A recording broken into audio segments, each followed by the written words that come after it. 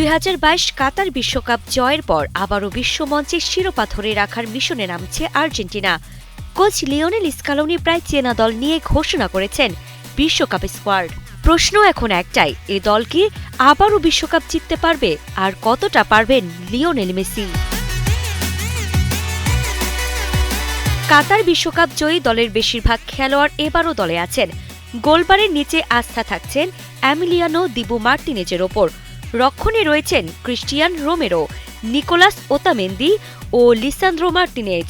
তবে ডিফেন্স নিয়ে সবচেয়ে বড় দুশ্চিন্তা, কারণ নতুন কোনো বিশ্বমানের ডিফেন্ডার এখনও উঠে আসেনি। বয়সও বাড়ছে ওতামেন্দির, তাই বড় ম্যাচে রক্ষণ কতটা চাপ সামলাতে পারবে সেটাই বড় প্রশ্ন। মিডফিল্ডে অবশ্য আর্জেন্টিনা এখনও দুর্দান্ত ভারসাম্যপূর্ণ। Rodrigo De Paul, Enzo Fernandez, Alexis Mac Allister এবং জিওভানি লো সেলসো এই চারজনই ম্যাচের গতি নিয়ন্ত্রণ করতে পারেন। স্কালোনির সবচেয়ে বড় শক্তি আসলে এই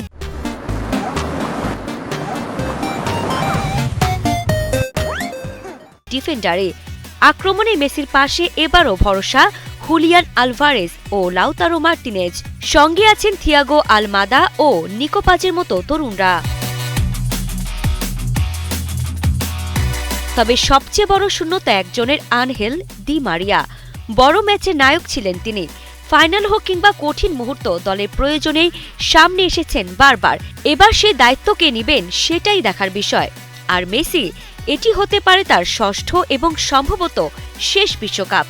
বয়স বাড়লেও খেলার বুদ্ধি, পাসিং আর ম্যাচ নিয়ন্ত্রণের ক্ষমতায় এখনও তিনি অনন্য।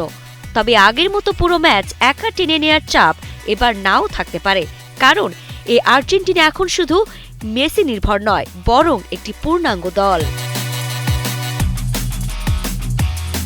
সব মিলিয়ে অভিজ্ঞতা, দলগত বোঝাপড়া এবং বিশ্বজয়ের আত্মবিশ্বাস সবই আছে আর্জেন্টিনার। কিন্তু বিশ্বকাপ জিততে হলে এবারও বড় পরীক্ষাটা হবে নকআউট পর্বে, আর সেখানেই বোঝা যাবে মেসির শেষ নাচটা কি আবারও ইতিহাস হয়ে ওঠে কিনা।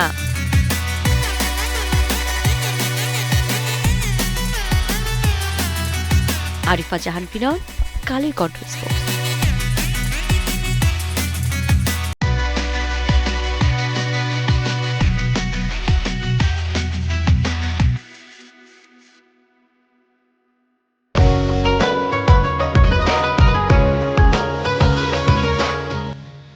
ত্যাগের মহিমায় উদ্ভাসিত হোক সবার জীবন। কালের কণ্ঠের পাঠক, দর্শক, বিজ্ঞাপনদাতা ও শুভানুধ্যায়ীদের জানাই পবিত্র ঈদ উল আজহার শুভেচ্ছা। ঈদ মোবারক।